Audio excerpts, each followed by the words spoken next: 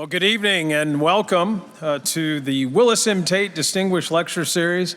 I'm Brad Cheeves, and I'm privileged to serve as SMU's Vice President for Development and External Affairs and work with a really wonderful team in the production of the Tate Lecture Series, and we're honored to have you here with us this evening. Tonight's lecture is sponsored by Jones Day. We are very grateful for Jones Day and their longtime support of SMU and the Tate Lecture Series, working to ensure SMU is a place that attracts the nation's best and brightest students and gives them the opportunities to be shaped into world changers. And with us tonight from Jones Day is a partner in charge of their Dallas office, our good friend Hilda Galvan, her husband Mike. Hilda, Mike, and all of your colleagues from Jones Day, would you please stand that we might say thank you for tonight and all these years of support. Thank you so much.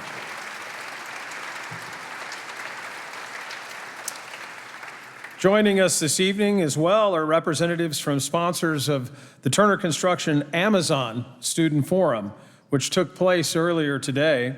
And these forums provide a platform for the SMU community and surrounding Dallas area high school students to access the minds of our speakers by participating in an informal question and answer session. At this time, join me in thanking and recognizing Turner Construction and Amazon.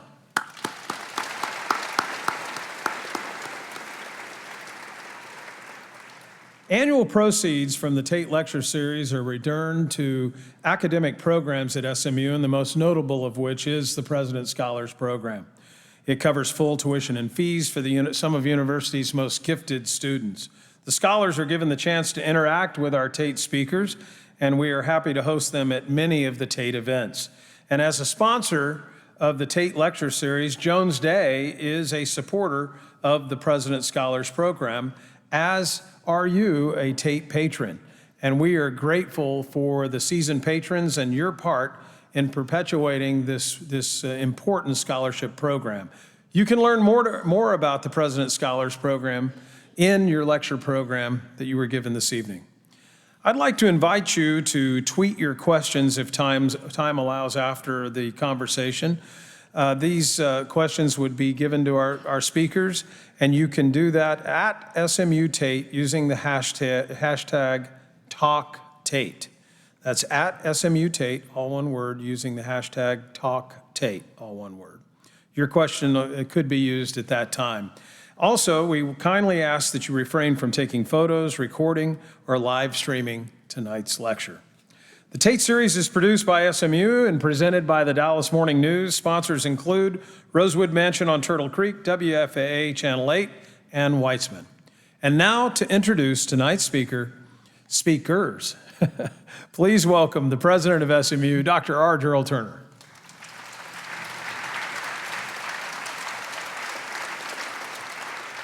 Thank you, Brad, and we're glad to have all of you with us. And I know we have about 40 students from Texas A&M Commerce here with us, and we're delighted to have you with us here. Welcome to SMU. Dr. Robert P. George is a professor at Princeton University who has also served as chairman of the U.S. Commission on International Religious Freedom. He's also served as a presidential appointee to the U.S. Commission on Civil Rights. He's a recipient of the U.S. Presidential Citizens Award and the Honorific Medal for the Defense of Human Rights of the Republic of Poland. He's also a member of the Council on Foreign Relations. He's also the author of multiple books, including his most recent, Conscience and Its Enemies.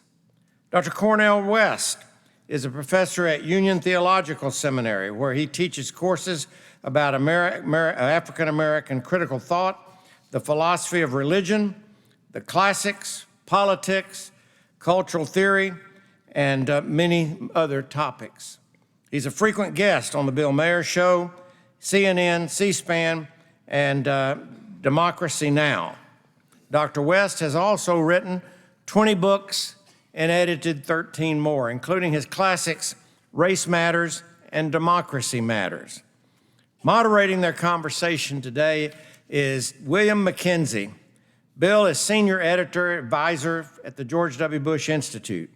where he is working on editorial projects on democracy, freedom, and education reform.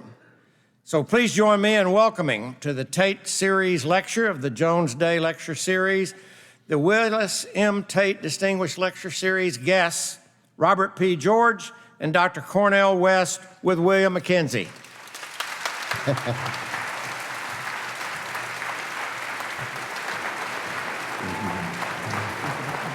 right. Thank you, Mr. President. You're welcome. Whoops. All right. Well, thank you, Dr. Turner, very much. It is my honor to be here with the two of you, and I'm going to let you all run with the show.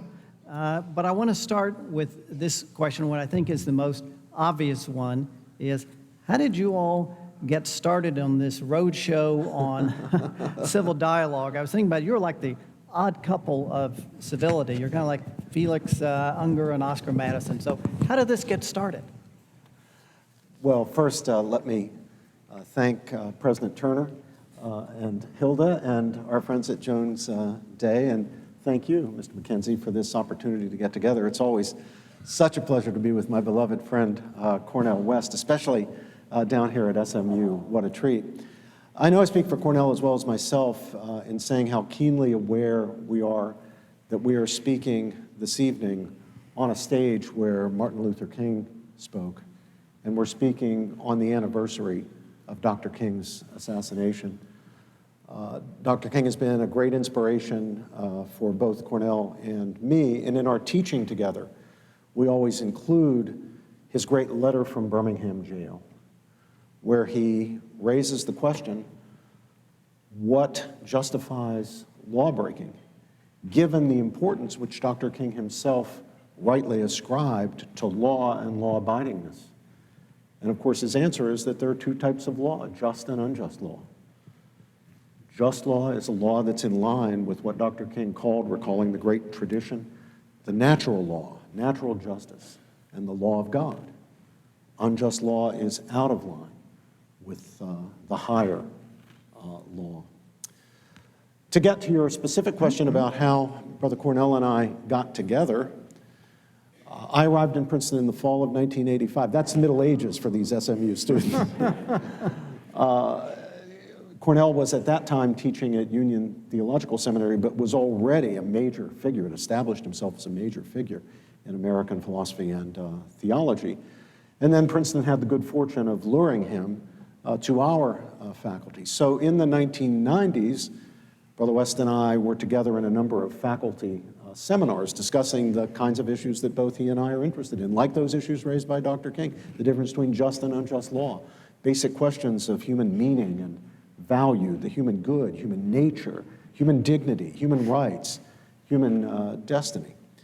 And in those seminars, although we didn't know each other very well personally, just really to say hello, we would interact in the seminars, it jumped out at me immediately that here was a man who was asking exactly the right questions. And I didn't think he was always getting quite the right answers.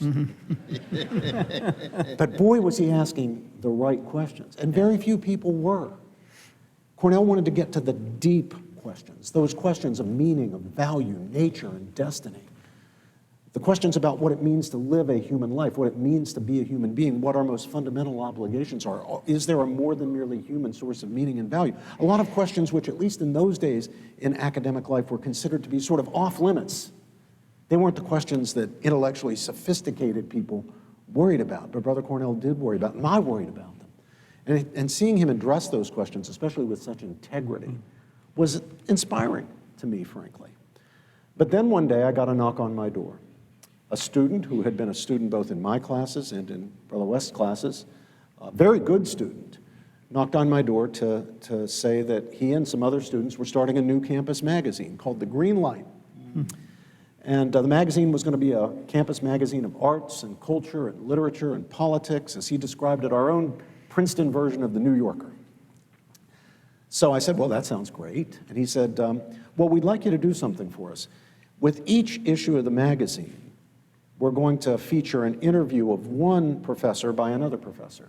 And we've asked Professor Cornel West to be the interviewer for the first issue, and he's agreed to do that.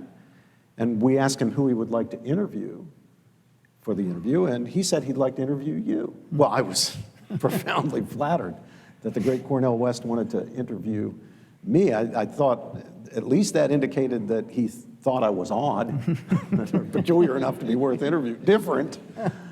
I said I'd be happy to do it. The appointed day came, and here came the student with his cassette tape recorder with an hour's worth of tape, and had a photographer with him snapping pictures and snapping pictures. And man, we got started, and man, we were into everything. All the controversial moral and political questions of the day, the deep religious questions, questions of the nature of education, what our responsibilities were as teachers, basic questions of right and wrong, good and bad, just and unjust. And we exhausted that hour tape, and we just couldn't stop. And so we kept going until I look at my watch, and I realized we've been going 4 hours. So I said, well, Brother Cornel, this has been wonderful, and it's so good to get to know you better. You know, this is a shame that we haven't gotten to know each other over these past several years. We need to get together more often and really get acquainted and work these issues over. And he said, oh, Brother Robbie, I'd love to do that. And I said, well, walk me down to my car. I'm just parked down the street here. Walk me down to my car. So we walked down. We continued going at it as we walked. And then I stood there for 45 minutes with my hand on the car latch, and we continued to go at it. Well, only a few days, just coincidentally, a few days after that, we got a message from the dean of the college saying that she was looking for some of our senior-most, better-known faculty to teach freshman seminars. The freshman seminar is a very important part of the Princeton undergraduate experience, and we don't have enough of our senior people teaching these seminars. Well, a light bulb went off over my head, and I said, gosh, wouldn't it be great if Cornel and I could continue that conversation with 16 brilliant Princeton freshmen and just pick out books that are meaningful and important in our own spiritual and intellectual odysseys and work it over. And got in touch with Cornel and proposed it, and he said, absolutely, let's go for it. And honestly, from the opening seconds of our very first seminar, I could just tell the magic was there. And we just kept at it until he abandoned me to go to Harvard. And then we decided we'd take the show on the road. There we go. Dr. West, how do you answer that question? What do you have to add today? Well, I first want to say that I am deeply blessed to be here. I salute each and every one of you for being here. And I hope that we say something that thoroughly unsettles you and unnerves you, pushes you. But we also want to touch your souls. And I want to begin by saluting the captain of the ship, my dear brother R. Gerald Turner. First Lady Gail. Let's give it up for both of them. 28 years of service. I mean, the ordinary university professor lasts about 5.2 years these days. So that I think it's very important that when we think of what we try to do, it's a blessing to have you, Brother William. It's a blessing to have Jeff Lockhart and his leadership. But we try to enact a certain kind of vocation, which is to say a real calling. What I love about this brother, and he is my brother, he's more than a friend. He's my brother. I love this brother. His family and my family are like one. See, when he goes to the hospital, I'm there. When I go to jail, he wants to pay the bail. That's true. It's true. That's true. And that's very important because we got to learn how to revel in each other's humanity without reducing each other to just a political line or a public policy. There's something very rich and deep about learning how to embrace one's humanity and still tell him, you're wrong as 2 left shoes on this issue. Brother West, you're wrong as 2 left shoes on this. And Brother Chad, you know what I'm talking about. But let's just be very honest. We live in a moment of such overwhelming spiritual decay, lack of empathy, lack of imagination of what it's like to be in the shoes of somebody else, to walk a mile in those shoes, get inside of somebody else's skin, get out of your egocentric predicament, get beyond your silo, get beyond your little narrow, truncated community, and get a sense of what the world is actually like. There's a whole lot of different people out there. And you're never going to get full agreement. And of course, this is true even at Thanksgiving dinner. All you got to do is look around the table and see all your relatives. You don't have political agreement.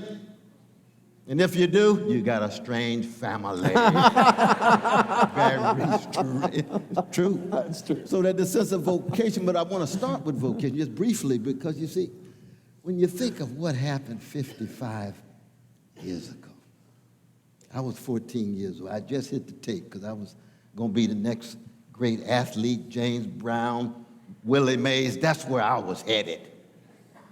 But it hit me. What kind of life do I really want to live? What kind of human being do I choose to be? What's my real calling and vocation and mission and purpose in life in the short move from my mama's womb to tomb? That's what Martin's death did to me at 14. Mm-hmm. And I decided I want to be part of the wave in the great ocean. Because Martin Luther King Jr., you see, he's a wave in an ocean of a great black people who have been chronically hated and yet try to teach America and the world something about love. And that's what it is to be a love warrior in the face of chronic hatred, or a freedom fighter in the face of massive terror, or a joy spreader in the face of overwhelming sorrow. A wounded healer rather than a wounded hurter. That's Martin. He didn't do it by himself. He had a vocation. He had friends, Abraham Joshua Heschel, Dorothy Day. Dorothy Day's vanilla Catholic sister.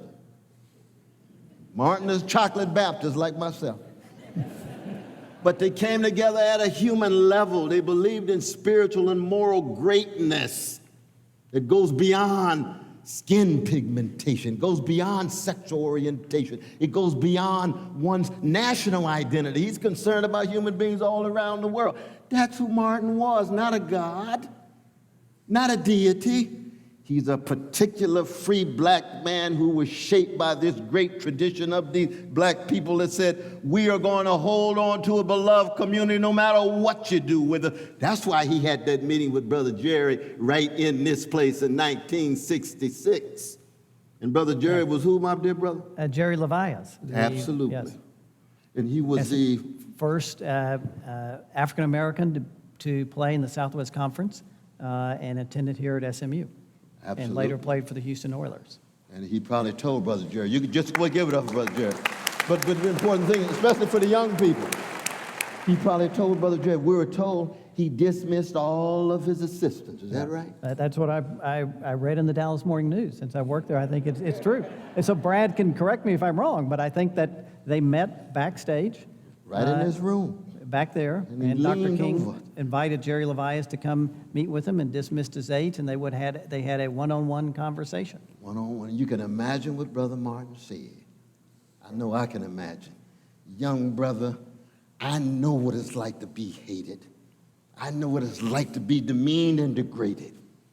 But you come out of a family and a tradition of churches and associations and peoples going all the way back to the slave ships and the slave auctions, and they produce Harriet Tubman and Frederick Douglass and Ida B. Wells and A. Philip Randolph, Fannie Lou Hamer and Ella Baker. You come from a great people at their best. Now, we're not talking about the black gangsters and the thugs. Every community got gangsters and thugs. And I got a whole lot of gangster in me, but we're not going to talk about that tonight. But the important thing is this sense of calling in relation to a tradition that you attempt to keep alive, because every nation has the best and the worst. Right. And the traditions are available to us. The question is, especially the young folk, do you have enough imagination and courage to build on the best of your traditions that has been passed on to you by those who loved you? Because each and every one of us are who we are because somebody loved us. Somebody cared for us. Somebody sacrificed for us. Wish you could meet this brother's parents, West Virginia. Good God Almighty, 90-something going, right? 97 and 90, still going. Wow. Still going. Wow. And he just had a grandson, Yes. Brother Rayon, absolutely. So it goes on. But the passing on is something that's done by discipline, by labor. You got to make choices and commitments. You got to be consistent. You got to persevere. You got to hold on. You got to keep it on, as Curtis Mayfield would say. So let me ask you each this. You're both men of Christian faith, and yet you have very different political views. So explain that in a way, how your faith has informed your politics in very different ways. I'll let you flip a coin who goes first. Well, would you like to start off? No, you Brother go ahead, Rob? Cornel. You sure? I'm sure. Well, in many, You've got a better story than I do. Maybe I should. No, just very briefly, see, in many ways we have profound overlap. We take very seriously Imago Dei. That's it. Each and every human being, unique, distinctive, have a dignity and sanctity made in the image and likeness of a mighty God. And that dignity and sanctity can never be erased or eliminated, no matter how they're treated by others. And then there's a connection to our precious Jewish brothers and sisters in Hebrew scripture, spreading that hesed. We got the photographer, his name is Hesed. And he's from Western Africa. What, you remember which country he's from? No. Yeah, but he's... But Hesed means loving. But Hesed, it means loving kindness, steadfast love that you spread to the orphan and the widow and the fatherless and the motherless and the weak and the vulnerable and the oppressed and the persecuted and the subjugated. That's the lesson of the great story of Hebrew scripture at its best. Now, you got some things in Hebrew scripture that could be very difficult. The Canaanites get wiped out and so forth and so on. We're not going to highlight that tonight. We're talking about the prophetic tradition that flows out of Hebrew scripture. Right. And then you get to a Palestinian Jew named Jesus and another Jewish brother named Paul. And you get a building on that flows through Brother Robbie, that flows through me. So that, for example, he is deeply concerned about poverty. I'm an abolitionist about poverty, just like Martin King was. I want to abolish it everywhere it exists. He wants to eliminate and attenuate. He believes market strategies do it. I believe that the role of government and market becomes very important. He's concerned about wealth inequality, but he's very suspicious of centralized authority of government because he's seen governments do highly repressive things to people, undermining their rights and liberties. He's right about that. So I have to be able to walk that balance and that tightrope, but at the same time he knows he's got to come to terms with poverty and wealth inequality and any form of ideology that loses sight of humanity and so forth. So we've got a lot in common. Right. It's just that in our analysis, Brother Robbie is what we would call a conservative brother. All right. So let me ask Brother Robbie here. Brother Robbie, I feel like you know what's great about this? You can really tell these two people really like each other, and I love that. They figured us out, Cornel. Really. Our secret's out. You love each other, and I think that's terrific. No, that's the crucial That is thing. key. The love is the crucial thing, brother. So, Brother Robbie, would you answer this question about how your faith informs you and Brother Cornel have ended up in different places? Well, faith is one of the key things that unites us. It unites us. We happen to share the same faith, the Christian. He's the Protestant version of it, the Baptist version of it, I'm the Catholic version of it. But it's faith in Jesus Christ, which means that ultimately, as truth pursuers, we believe that the ultimate truth is not a proposition or a set of propositions, rather it is a person. But we also find ourselves with great commonality with people of other faiths who are faithful. We work so closely with our Jewish friends, with our Muslim friends, with our friends of other traditions of faith. Cornel's worked closely with some people in the Eastern traditions of faith. Now, one of the things that being a believer in God makes clear to someone who is a believer in God is that I'm not God. We're not God. We're not ultimate. We are fallible. And that, I think, is the most overlooked fact. As a practical matter, the most overlooked fact in our culture today. And it's at the root of so many of our problems. I say practical because at the theoretical level, everybody acknowledges that he or she is fallible. If I ask, who in this room is infallible? No hands would go up. Who in this room believes that everything in your head right now, everything you believe is true? No hands would go up, because we are all aware that we believe some things right now that are false. Now, why do we believe them? Why do we move forward with false views in our head? Because we don't know which ones are false. And the only way we're going to figure out which ones are false is by allowing our views to be challenged, by recognizing not just theoretically, but practically our own fallibility. But if we're so dogmatic and so ideological, and we find this across the spectrum now, if we're so self-righteous, so darn certain that we're right about everything, so certain that we couldn't possibly be wrong, at least about the big important things in life, then we are headed off the cliff.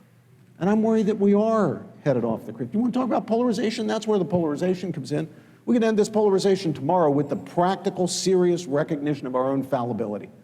Because that would mean we'd have to listen to people on the other side, allow ourselves to be challenged. So how do we create conditions for listening in our society? How do we create conditions for this kind of civil dialogue to occur? We obviously see lots of places where it's not occurring, but how do we create the conditions for that to happen? How do human beings learn? They learn in two ways, by precept and example. I think both of those are important. I think it's very important for us to preach genuine civility. Now, genuine civility is not mere politesse. It's not, I'll sit quietly and let you spew your nonsense until it's my turn, then you'll sit quietly and let me spew my nonsense, from your point of view. That's not civility. That's the dumbed down, watered down, diluted version of, quote, civility, unquote. Genuine civility is listening to another person in a truth-seeking spirit, willing to learn, willing to consider the possibility that I might be wrong, or at least partially wrong, or that I have something to learn from the other person, even if it turns out that I am right about that. It's that spirit of humility. Now, why should we honor our fellow human beings from a Christian point of view, all human beings? Because we're made in the image and likeness of God. But why should we recognize our own limits and our own fallibility, and that we're not God? Because we're made from the mere dust of the earth. Genesis 1 basically has got the solution to our problems. We've got to recognize two things. One, we human beings are made from mere dust of the earth. We're nothing. But two, we are made in the very image and likeness of the divine creator and ruler of all that is. That's why we should honor humanity in ourselves and in others, but not put ourselves in the position of God, not pretend to an infallibility that we don't have. Now, it's critical that we recognize that we can be wrong not only about the minor, trivial, superficial things in life, but that we could be wrong even about big, important things. And if you don't believe me on that, just look at the historical record. Look at the greatest people in history, the people who are truly most admirable, and you will find they were wrong about some things. They had flaws and failings because they're fallible too. They're mere dust of the earth, right? And we think we're better than them? We think we're going to be right about the big, important things? There's a part of the Jewish Yom Kippur liturgy. In the Jewish tradition, Yom Kippur is the great Day of Atonement, when the people repent from our sins. And it's done corporately. In the Christian tradition, it tends to be done more individually. In the Jewish tradition, it's done corporately on Yom Kippur, the Day of Atonement. And if you've ever been to a Yom Kippur ceremony, if you're Jewish, or have been a guest at the liturgy on Yom Kippur, there comes a point in the liturgy, very dramatic point, solemn point in the liturgy, where the congregation beats its breast and it goes through the sins, again, corporately. We have lied, we have cheated, we have committed adultery, we have borne false witness against our neighbor. Then comes a really insightful one. We beat our breasts and we say, we have been zealots for bad causes. Now you might say, no, wait a minute. Nobody steals inadvertently. Nobody commits adultery by accident. But when it comes to being a zealot for a cause, nobody is deliberately a zealot for a bad cause. They're a zealot for a cause because they think it's a good cause. But what that ancient, wise Jewish tradition recalls and remembers and stresses is we could be wrong about that. no matter how deeply we cherish the cause, hold the cause, treat it as part of our very identity, we could be wrong about it. So we need humility. Humility, that crucial virtue. And we need courage. Because if we don't have courage, we're never going to be able to admit a mistake, especially in a polarized situation where admitting a mistake or admitting that I'm not with my tribe on this or that issue makes you an outcast pretty fast. In our tribal circumstances, you're expected to go along 100% with the tribe, 100% with the team. Cornel and I can tell you some experiences with what happens to you when you step off and you're no longer completely 100% in line with your tribe or group or clan.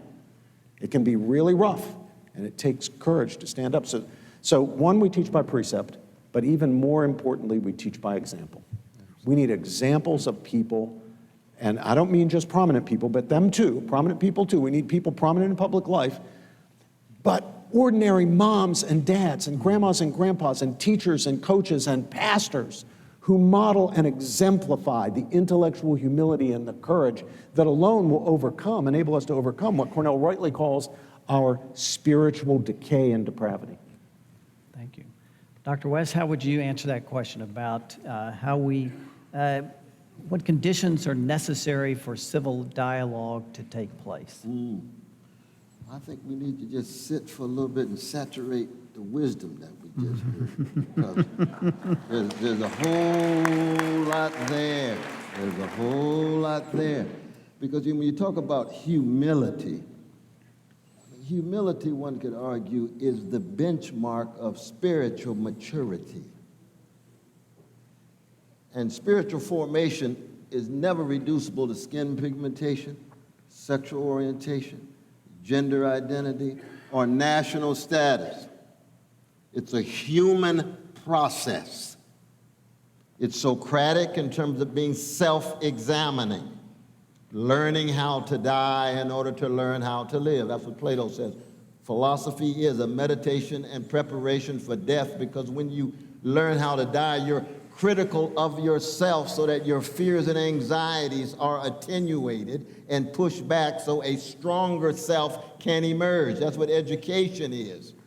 So that the narrowness, the parochialism, the provincialism that you come to this grand institution of SMU, and we got some other students too, and by the time you graduate on May 13th, you have learned how to die so courageously that you emerge a more powerful, stronger, visionary, and compassionate human being.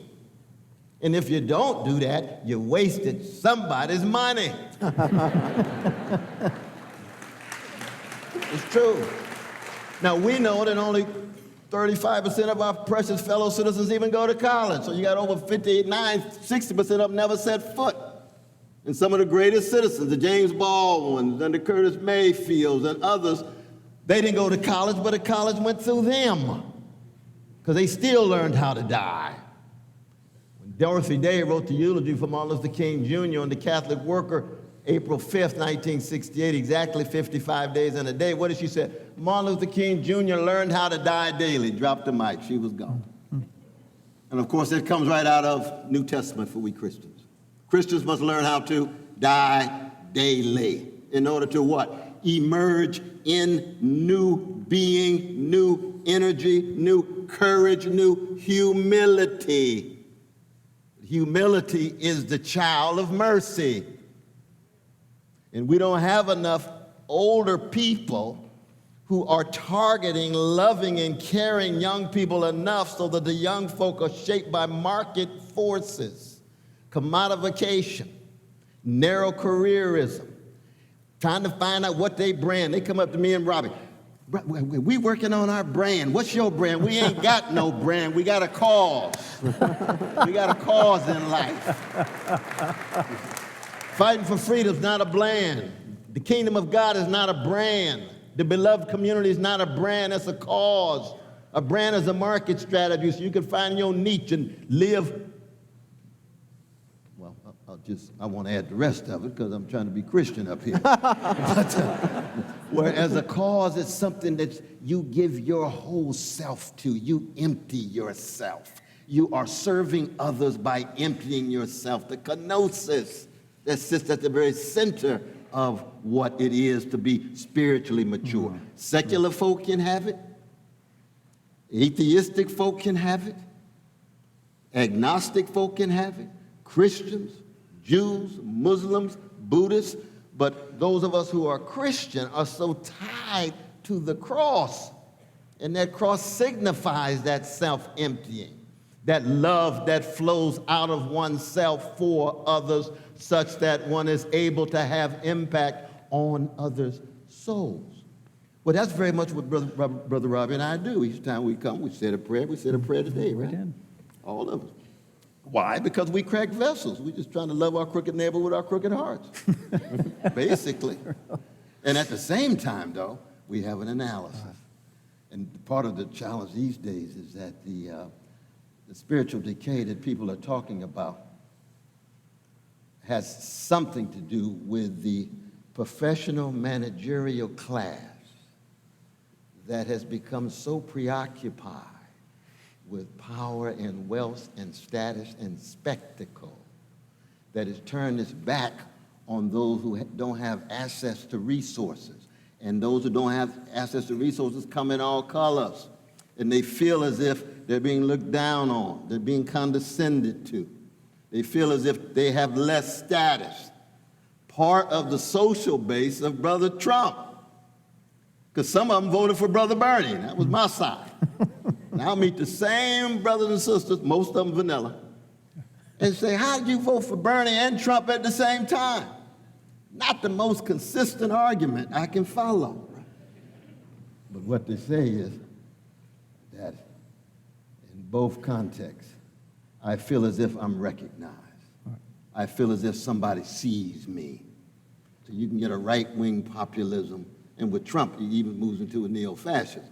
Trump, he's my brother, but he's a gangster, you know, so I just want to be honest about the brother. I mean, he's in trouble now. I pray for his family because gangsters can have loved ones too.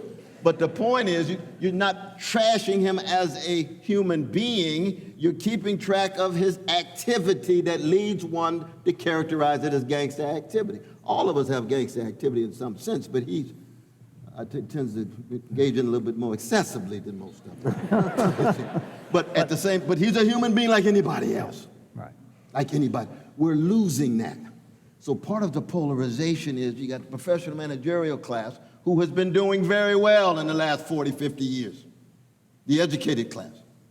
And then you got working people devastated. Then you got poor people, disproportionately chocolate, black and brown and indigenous, but many, many precious poor white brothers and sisters too, catching hell with hardly anything and watching all of this professional managerial activity on television. And they're looking for somebody to lead them. And here comes Trump, or whoever it is now, DeSantis. There's going to be a lot of different candidates and so forth and so on. Now, I'm not saying this just to trash all my Republican brothers and sisters. Good. I'm saying this to be honest about some of those elements in the Republican Party, because the Democratic Party is just milquetoast, hypocritical, neoliberals anyway. Self-righteous. Self-righteous, too. Self-righteous, too. No, it's true. I mean, hypocrites. Hypocrites. So, I mean, we're trying to be honest across the board. And I can talk about my own leftist camp because I'm critical of both parties. And we got our own gangsters and thugs, too. They just have a fascinating analysis of the critique of structures and institutions. Human character is never intimately connected to a correct analysis of society. You can have people who have a correct analysis of society who are very smart, who treat other people as if they are less than human. And you can have other folks who are not that educated, like maybe many of our grandmothers and grandsisters, who taught us to be decent human beings, who taught us to be persons of integrity and honesty and try to treat people right. But they didn't understand Wall Street and Pentagon and Hollywood and all of that. So that the world is a complicated place. We want to let our young people know that in that complexity, hold on to your integrity, honesty, and decency, and whatever tradition you become part of, and be courageous. That's the crucial thing. Thank you. Because there's a lot of cowardliness conformity and complacency among the professional class. And they still think highly of themselves. Yeah.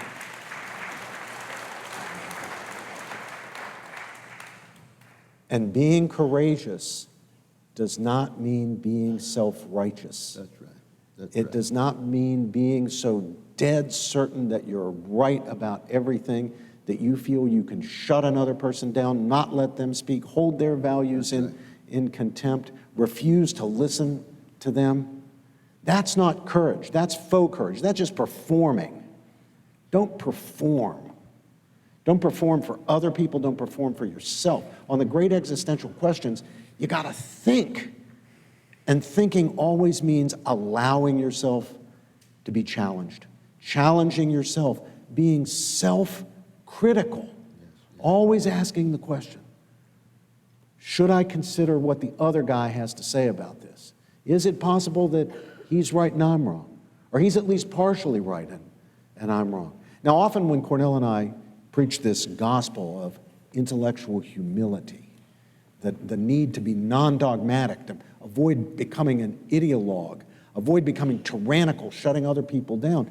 People say, Professor West, Professor George, if I'm open-minded, they always put it in those terms. We never put it that way, but that's fine. We're talking about not being self-righteous, ideological, dogmatic. But Professor George, Professor West, if we're open-minded, we won't be people of conviction. How can we be people of conviction? Shouldn't we be people of conviction? Well, that's a false set of alternatives. You can be a person of conviction without imagining you're infallible. You can be a person of conviction who's willing to entertain criticism, who doesn't immunize his views or her views from critique and challenge. Cornel and I are people of conviction. We're willing to act on our convictions, but we don't want to shut anybody. We joined together in founding the Academic Freedom Alliance because we want anybody on campus to speak anything that's truly in their minds and on their hearts without fear that they're going to be punished for that, so that the truth can be gotten at. We know that the way to get to truth is the serious engagement of ideas in a truth-seeking spirit by people who are not so cocksure they are right about everything. So let me, amen.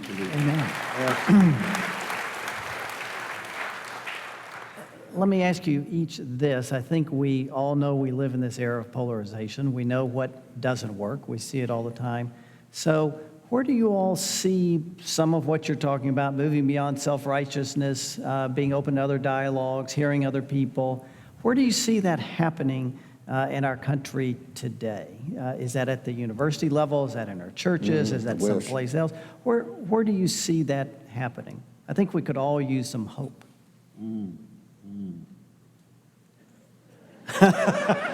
Not everybody jumps right at the answer. No, hope is a verb as well as a virtue. So therefore, again, it's going to be by examples, and we can't keep track of all the examples. One, you got a corporate media that is so narrow and truncated that it's going to make its money not by highlighting high-quality conversations of people coming together and in solidarity, transcending their differences. You don't make money on that on television. You got to lead and bleed. You got to sensationalize. You see, same is true with the candidates and politics and so forth and so on, right? So that there's got to be some ways, even on social media, and social media has already been colonized by a number of forces that are not highly salutary. But there's got to be ways in which people raise their voices with a sincerity tied to the genuine solidarity in local communities. See, the history of America is really the history of a very, very fragile democratic experiment that's founded on imperial expansion of indigenous people's land and ordinary indigenous people's lives crushed, and slavery, 244 years and almost 100 years under the U.S. Constitution. So how was it that the best of America has been able to come to terms with polarization? Civil War was not polarization. The Civil War was barbaric. 720,000 people dead, right? And the South is fighting for a regime that wants black people to be in slavery in perpetuity. And if it wasn't for the 200,000 black soldiers who joined the Union Army and broke the back of the Confederacy, we'd be having a very different kind of conversation. That's courage. Coming together. And it's not just allies. I don't like this language of allies. I want to be your ally. Hey, I thought you're a human being who wanted to be a decent person who wants to be part of solidarity. That's like saying Bill Evans, who's a white brother in Miles Davis's band, is on the piano, and he and Miles Davis are allies. No, he's in the band. He's actually in the band, y'all. Or Greg and Jerry and Sly and the Family Stone. There's two white brothers. Oh, Greg and Jerry are allies of Sly. No, it's not. He's in the damn band, y'all. And when you're in the band, you're a human being that comes with different colors and genders and sexual orientations, but you're trying to be a moral force in the world. People who were with Martin King, the Jewish brothers and sisters, the white brothers and sisters, they weren't allies. They died.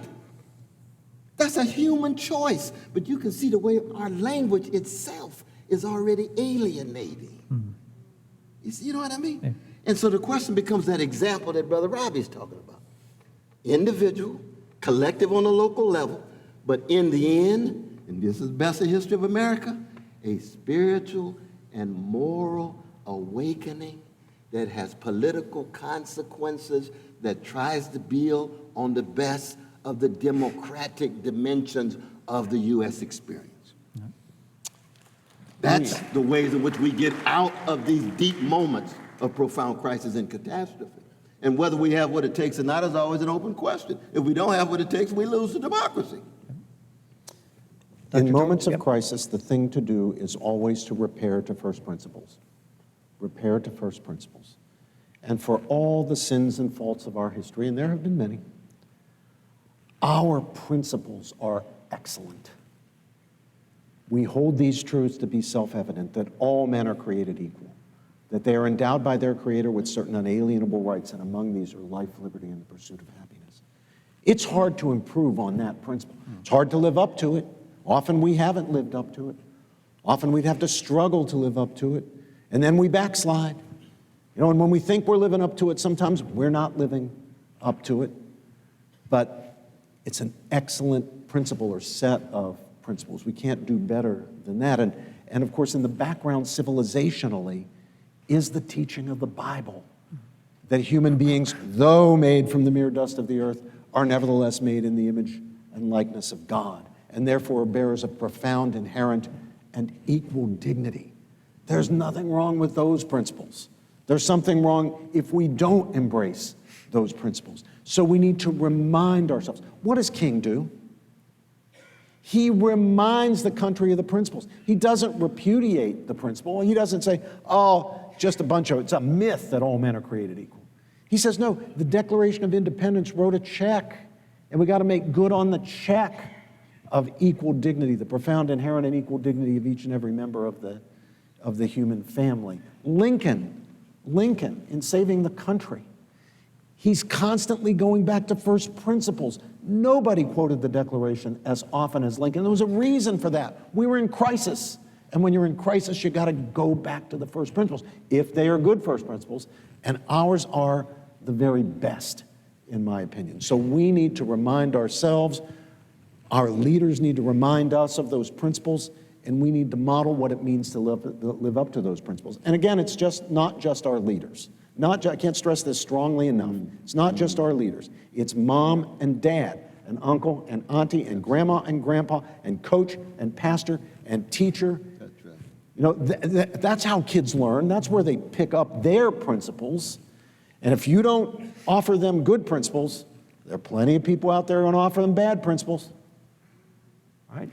There are plenty of people, there are plenty of sources out there that will essentially give the message to kids that what matters in life is wealth, power, influence, status, prestige. Things that are not bad in themselves, you can do good things with them. but they're only instrumentally valuable. They're good if you can do good things with them, but you can do bad things with them. They're not what ultimately matter. What ultimately matters is family, friendship, faith, integrity, honesty, the things that are not merely instrumentally valuable, the things that are good in themselves, the things that make life worth living, the things that give substance to a human life. So are you all, thank you. Absolutely. Absolutely. Are you more bullish on the renewal that I think we all want to see occur? Are you more bullish on that happening at the citizen local level? Or are you more bullish that it's going to happen at the national leadership level? If he's I'm not bullish. not bullish on either, or not bullish? I think it's going to flow. Historically, Yeah. Abraham Lincoln did not have a high school degree. Now, I'm not encouraging the students here to Drop out of high school. drop out of high school. He had Shakespeare and King Lear in one pocket, and he had King James Version on another, and he probably had John Florio's translation of Montaigne somewhere else. He was self-educated. His greatness came from his willingness to grow. This is the same Lincoln who thought that he was going to actually have to compromise with the South and allow for the perpetuity of slavery. And Frederick Douglass called him what? The slave hound from Illinois. They ended up good friends because people changed their minds. Lincoln changed his mind. He grew. Brother Robbie changing mine. I'm changing his. We're growing together. Because that's what it is. But let me say this, though, that it's always and I don't want to romanticize poor and working people, but the best of the poor and working people. And Lincoln was one of them. Lincoln used to say, God must love common folk. God made so many of them. He was talking about himself. He wasn't talking about the Harvard, Princeton trained folk. He didn't put them down, but he was himself. And I think it's going to come from below. The level of corruption at the national level of leadership across both parties is so overwhelming at the moment that it's very difficult to think that it's going to come from up there. And most of the politicians are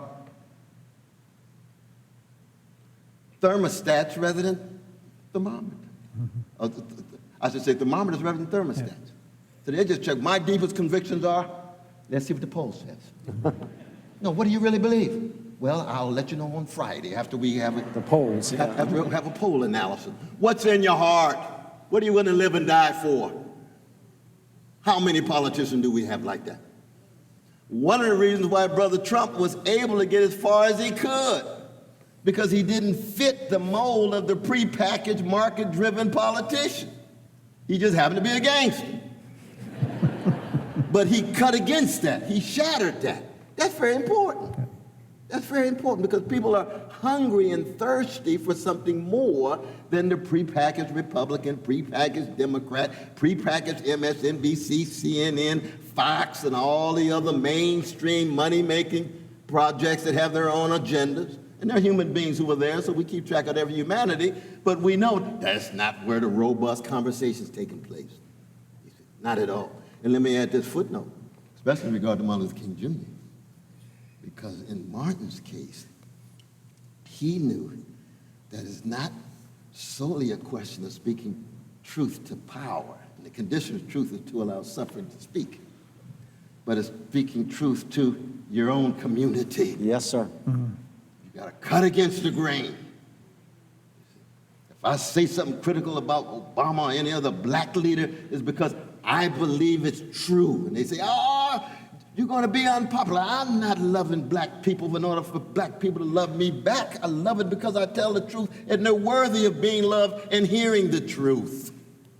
That is the kind of spirit that every community needs.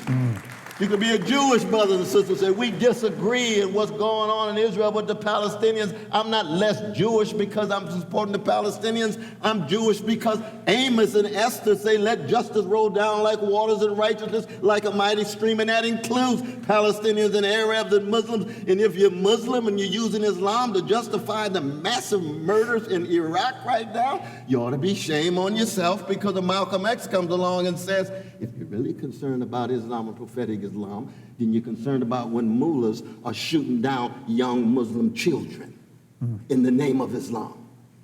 And what Martin told black folk was what? We will never, ever form a black version of the Ku Klux Klan, because our moral and spiritual greatness would be completely shattered. No matter how much they hate us, we're going to take a higher ground. What if they kill us?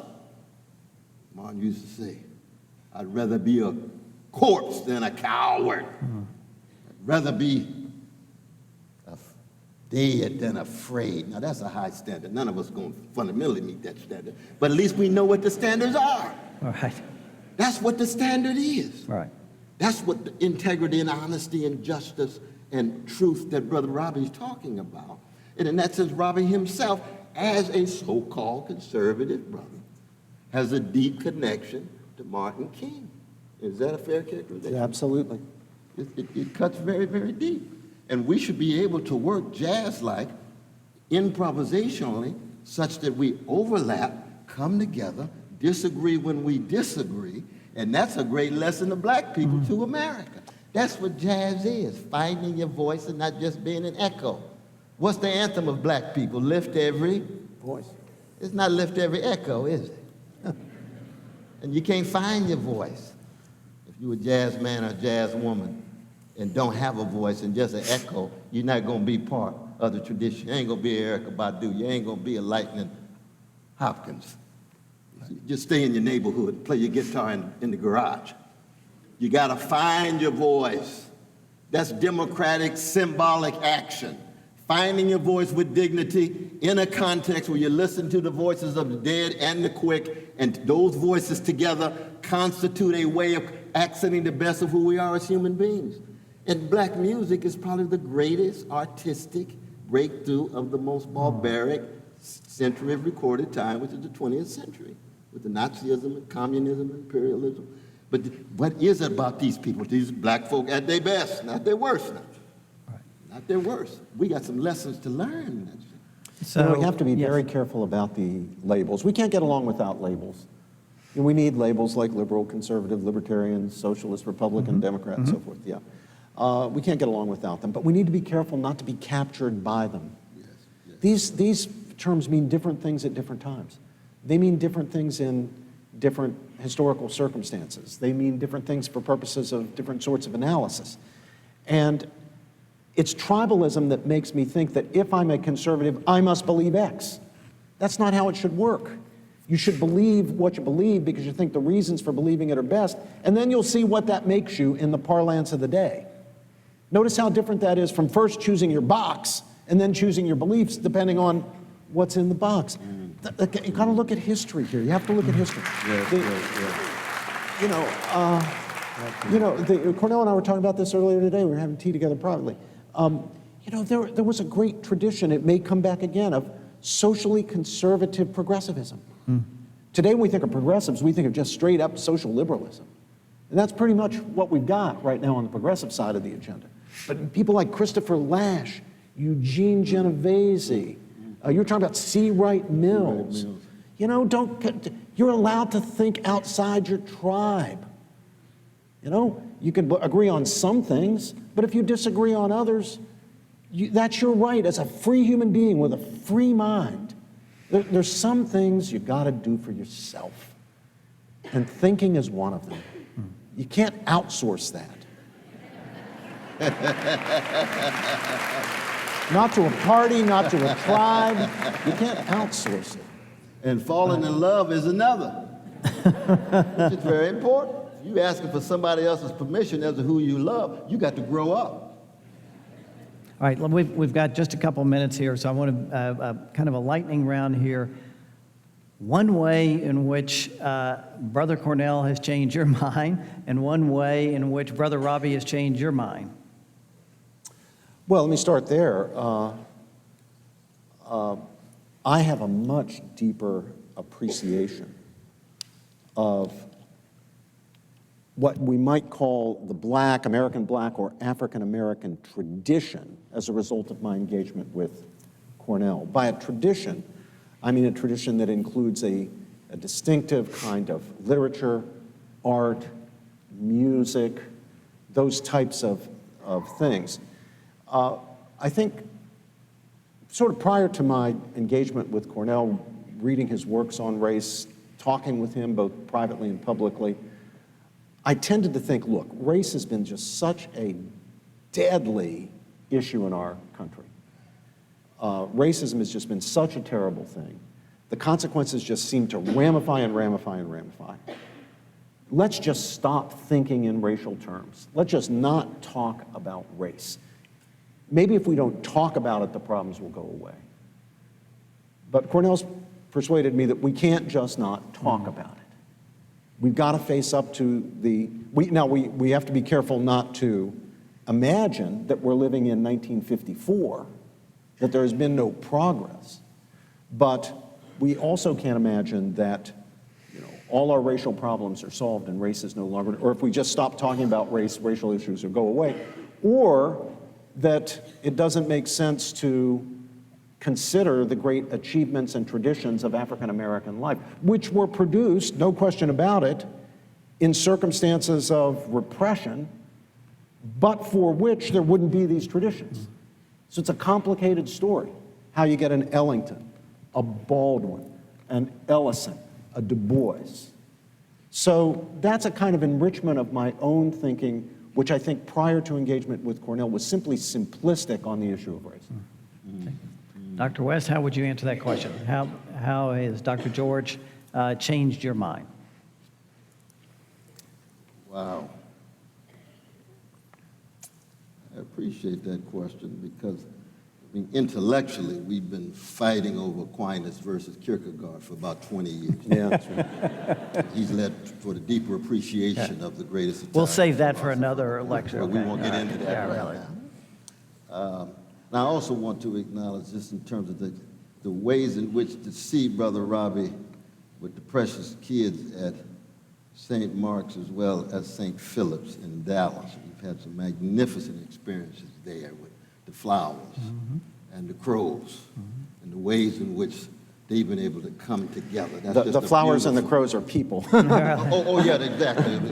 Dr. and Mrs. Flowers, and yeah, St. yeah. Phillips, and then Brother Harlan Arnold and Kathy Sister- Crow are Sister beloved friends, Kathy our dear are, friends.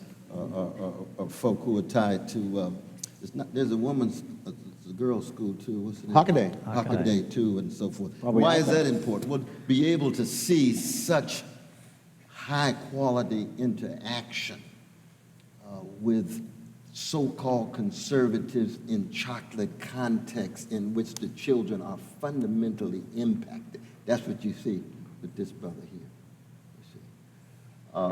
In terms of the issue, we're wrestling with abortion for over 20 years. I've always felt that there was a genuine moral passion behind a concern with the most vulnerable in terms of those who have a different position than myself on abortion.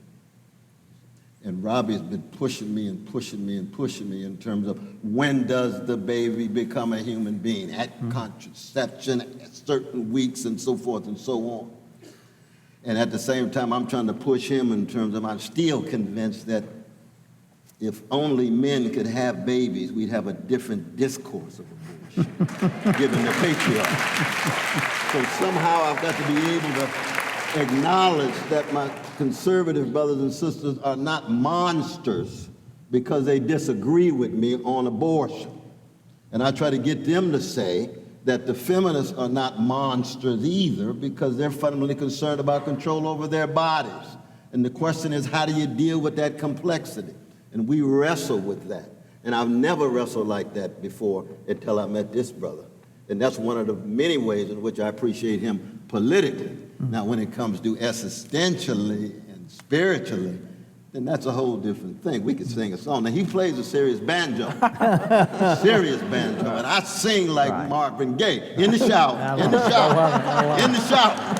But we sing, we do sing together. All right, terrific. Well, I want to turn to Brad Cheese, but before I do, I want to take a moderator's prerogative here, and I thank God for you all, for what you're doing. And I'm answering my own question, what gives me hope? This is what gives me hope. The people who come from different perspectives. Thank you. Keep doing it.